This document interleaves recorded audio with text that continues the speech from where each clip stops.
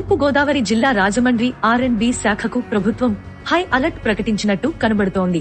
Janasena party అధ్యక్షులు శ్రీ పవన్ కళ్యాణ్ గారి శ్రమదానం నేపథ్యంలో నగరంలో ఎక్కడ గోతులు ఉంటే అక్కడ హడావిడిగా పూడ్చివేత కార్యక్రమం మొదలు పెట్టారు.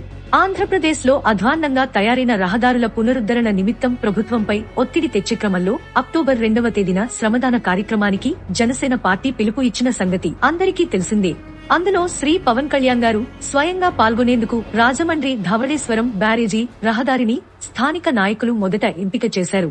బ్యారేజీ రోడ్డు పెద్ద పెద్ద గుంతలుపడి వాహనదారులకు ప్రయాణం ప్రత్యక్ష నరకంగా మారింది. శ్రీ పవన్ కళ్యాణ్ గారి శ్రమదానానికి ఆ రోడ్డును ఎంపిక చేశారు. అయితే శనివారం శ్రమదాన కార్యక్రమం ఉన్న నేపథ్యంలో శుక్రవారం హడావిడిగా బ్యారేజీ రోడ్డుకు ప్రభుత్వం మరమ్మతులు చేపట్టింది.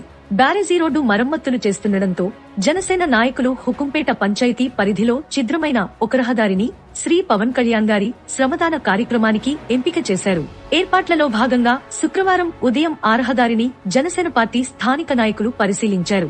ఆకాసేపటికే ప్రభుత్వాధికారులు జనసేన నాయకులు ఎంపిక చేసిన రహదారిపై కూడా గోతుల పూడ్చివేత కార్యక్రమం మొదలుపెట్టారు. రాజమండ్రిలో శ్రీ పవన్ కళ్యాణ్ గారు పర్యటించడానికి అవకాశమున్న ప్రాంతాల్లో R&B శాఖ అలర్ట్ అయ్యింది.